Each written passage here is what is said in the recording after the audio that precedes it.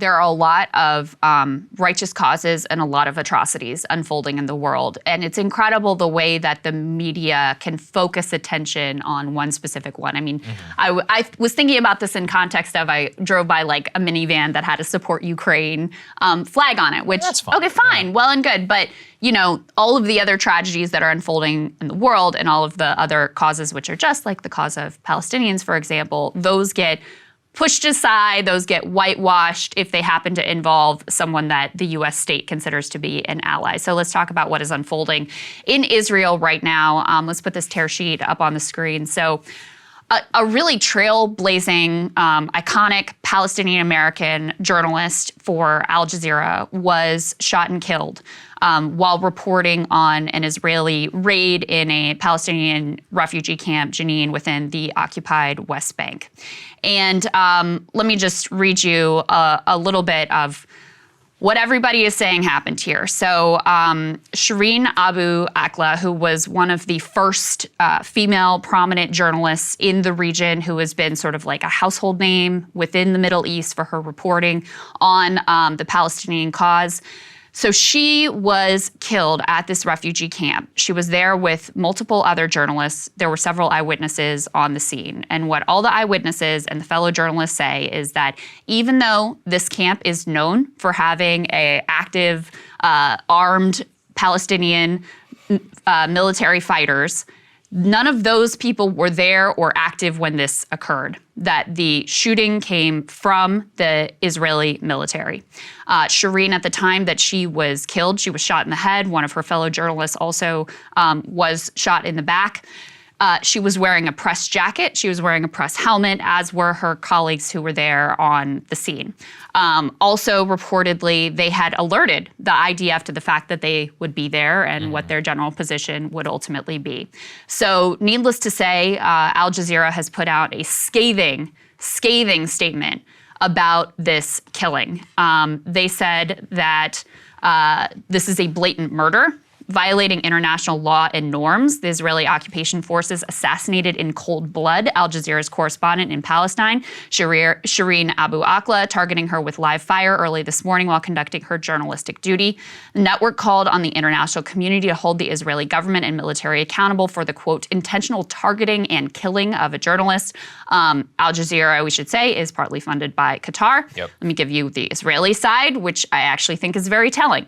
So initially, the Israelis said it could have been the Palestinian military. There was fire that was being exchanged, which again, the eyewitnesses on the scene and the other journalists who were there said that's not the case. The only ones who were firing at this location at this time was the Israeli military. So they said it could have been that there's reason to believe that it was armed Palestinians. They said it appears likely that armed Palestinians who were firing indiscriminately at the time were responsible for the unfortunate death of the journalist. What they put out, they offered no evidence, but they did put out this video that showed Palestinian militants at that same camp shooting down an alleyway and saying that they hit someone. And they sort of suggested, like, this could have been what actually happened. Well, then they got called out for the fact that that video didn't occur anywhere near or during the time frame that Shireen was ultimately hit and killed. And so they kind of walked that back and said, oh, we weren't suggesting that this was actually what happened. And there's no way to know. So their final statement was not, it appears likely it was Palestinians. What they landed on was no way to know what ultimately happened here.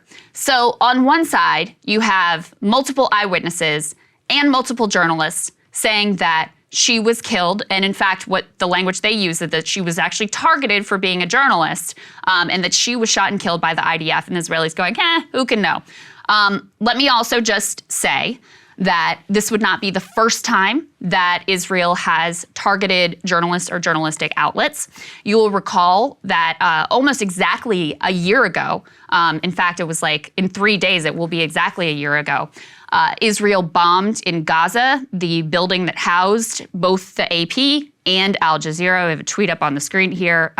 Says, a reminder, 1 year ago this week, the Israeli military bombed a civilian building in Gaza housing the AP and Al Jazeera. And Saagar, what they said at the time was, very similar to this. There were militants involved. There were militants in this building. We're going to give you the proof. Don't worry. Well, Ned Price, the State Department spokesman, who yesterday was grilled by journalists and totally, of course, carrying water for Israel and promising, of course, they're going to do a free and fair investigation.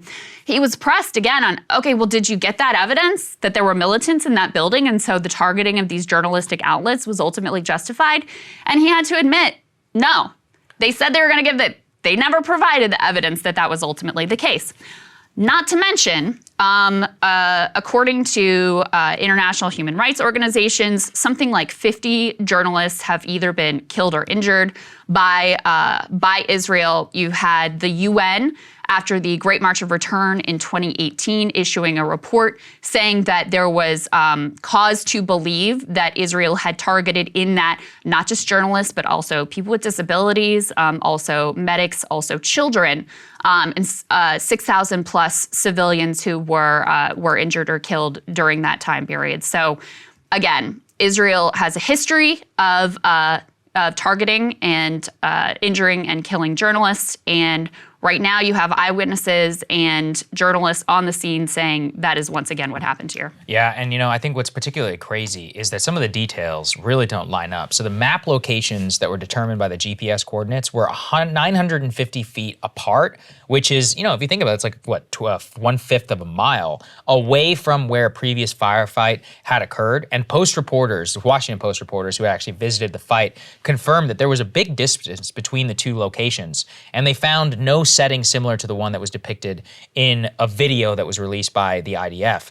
And what they point to and why that matters is that the people who were there on the ground say that there were just shots that kind of rang out of nowhere, and they hit her producer in the back, right? Yes. So like he was either fleeing or like trying to climb something, and that she was actually, again, according to them, she was hit in the head. So obviously, devastating critical wound, and I think she died on site before she was reviewed there. And yeah, I think the most telling part of this is that the IDF initially said that she was very likely killed in Palestinian gunfire, and then they walked it back significantly once they got called out. Yeah, so after they got called out, even their own lieutenant general, the chief of staff of the IDF himself, said at this point it is not impossible to determine the source of the gunfire which hit her, and they're calling for an investigation. Okay, we'll see. I think that the media treatment on it is outrageous. Look, you can even like Israel and just be like, hey, this is really crazy. It's very clear that there was a major gunfight here. And instead, the way that the media wrote it up is just like, American reporter dies of a gunshot in West Bank. Neutral language. Right. Yeah. It's like, wait, amid what? Flashes. How? It's yeah. like, wait, but who? And ask yourself how it would be covered if it was Russian forces killing killing and injuring that almost happened. Remember, there was that American journalist who used to work over at the New York Times. By the way, nobody knows how he died, but at the time, it was I still think it was an outrageous event. Or my friend Trey Yangst, his partner who works for Fox News, I forget his name, Benjamin Hall, I believe it is. That's right.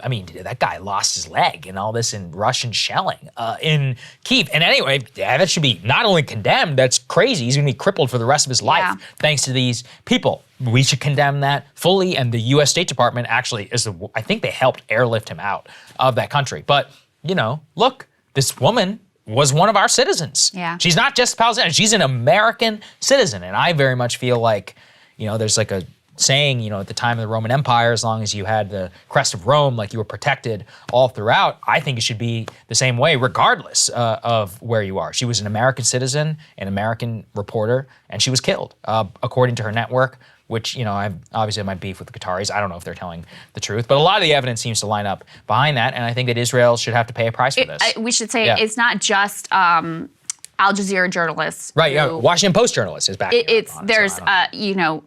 There were multiple journalists on the scene. They all say the same thing. Yeah. There were additional eyewitnesses who also say the same thing.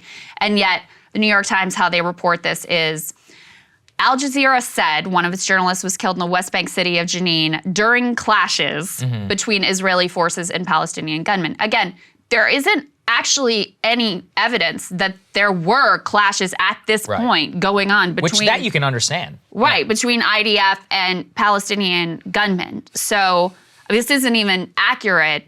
set aside the fact, they're trying to use this like neutral language, trying to play, oh, we're neutral and balanced down the middle. No, when you phrase it like this, you are in fact taking a side.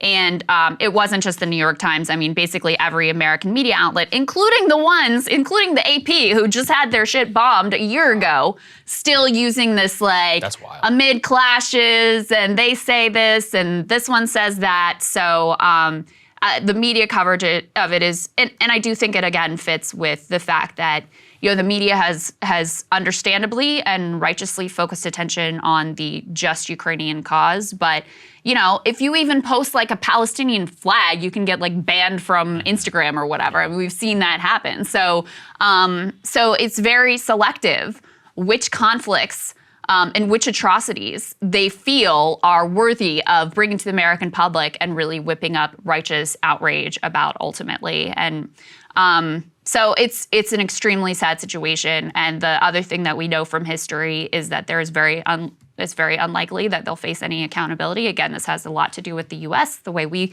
protect Israel in particular at the UN and make sure that they don't face any scrutiny. That's partly why, potentially some of their soldiers feel that they can act with impunity is because what is the cost ultimately? There's never any accountability. Yeah, well, that's the biggest problem, I think, on this one. Cable news is ripping us apart, dividing the country, making it impossible to function as a society, and making it impossible to know just what is true and what is false.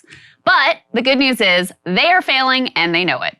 That is why we're building something new, a new mainstream, a healthier one, something more trustworthy, something that we are going to need in one of the most pivotal times in American history. We are building up here for the midterms, for the upcoming presidential election, but we need your help. So if you can help us out by becoming a premium member today at breakingpoints.com, we're trying to change America for the better and the entire world. So what are you waiting for, guys? Go to breakingpoints.com and sign up and help us build a new mainstream.